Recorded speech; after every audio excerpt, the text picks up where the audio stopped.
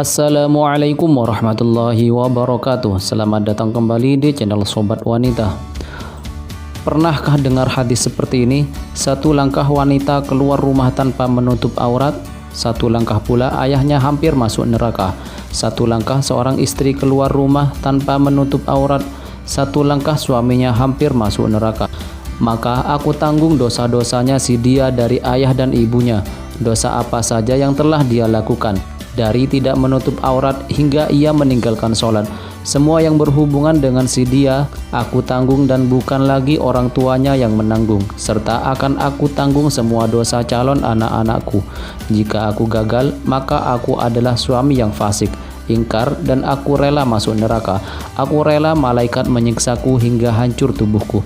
Seringkali, terlalu sering malah, perempuan dipaksa mengikuti nasihat ayah dan suaminya dengan dalih nanti suaminya atau ayahnya yang harus menanggung dosanya.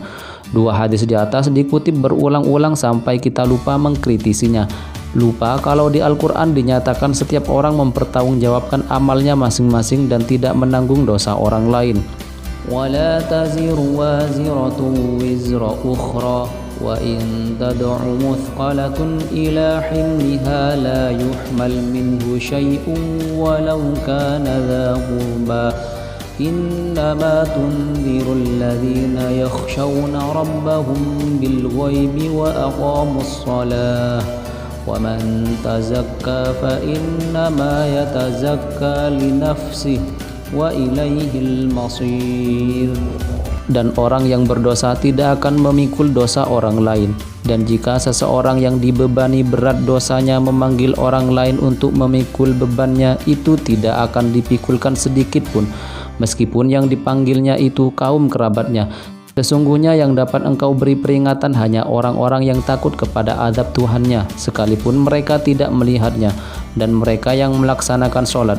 Dan barang siapa yang menyucikan dirinya, sesungguhnya dia menyucikan diri untuk kebaikan dirinya sendiri, dan kepada Allah lah tempat kembali.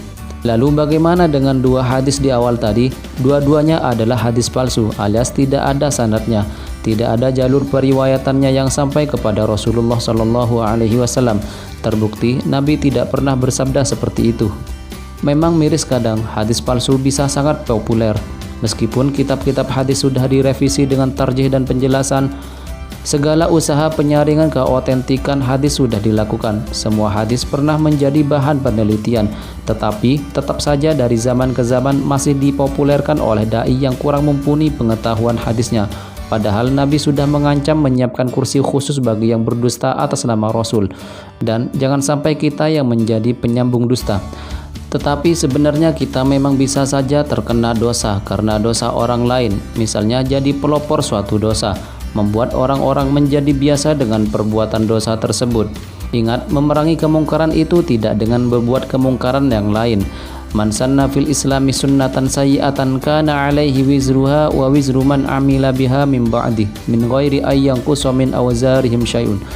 Siapa yang mempelopori suatu kebiasaan yang buruk dalam Islam, maka dia mendapatkan dosa keburukan itu, dan dosa setiap orang yang melakukan keburukan itu karena ulahnya, tanpa dikurangi sedikit pun dosa mereka. Hadis riwayat Muslim. Sebenarnya bukan cuma ayah dan suami, secara umum kita semua juga wajib meluruskan ketika ada suatu kezaliman terjadi, setidaknya menasehati atau bersikap tidak setuju.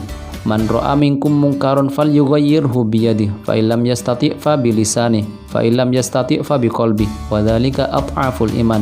Siapa yang melihat kemungkaran hendaklah meluruskannya dengan tangannya. Jika tidak sanggup, hendaklah meluruskan dengan lisannya. Jika tidak sanggup, hendaklah meluruskan dengan hatinya. Dan ini adalah iman yang paling lemah. Hadis riwayat Muslim. Sebagai orang tua dan pasangan, kita juga ingin dan mestinya mempunyai andil untuk membuat anak dan pasangan kita menjadi lebih baik. Tapi menasehati tidak boleh memaksa. Menasehati itu mengasihi, bukan menyakiti, apalagi memutus silaturahmi. Sekeras apapun kita ingin merubah orang lain tidak akan berubah kecuali dianya yang mau. Kita cuma punya kontrol atas diri kita sendiri. Jadi selayaknya kita lebih banyak refleksi diri daripada menghakimi orang lain. Bahkan sekelas Nabi pun tidak menjamin anak dan istrinya akan nurut-nurut saja. Nabi Nuh tidak menanggung dosa Kan'an yang menolak beriman dan naik bahtera. Begitu pula Nabi Lut tidak menanggung dosa istrinya yang durhaka dan suka mengunjing. Jadi, bagi para suami atau ayah tidak perlu khawatir dengan istri atau anak perempuannya, karena dia sendiri yang akan menanggung dosa-dosanya. Demikian yang dapat kami sampaikan, semoga bermanfaat dan menambah wawasan Anda. Wassalamualaikum warahmatullahi wabarakatuh.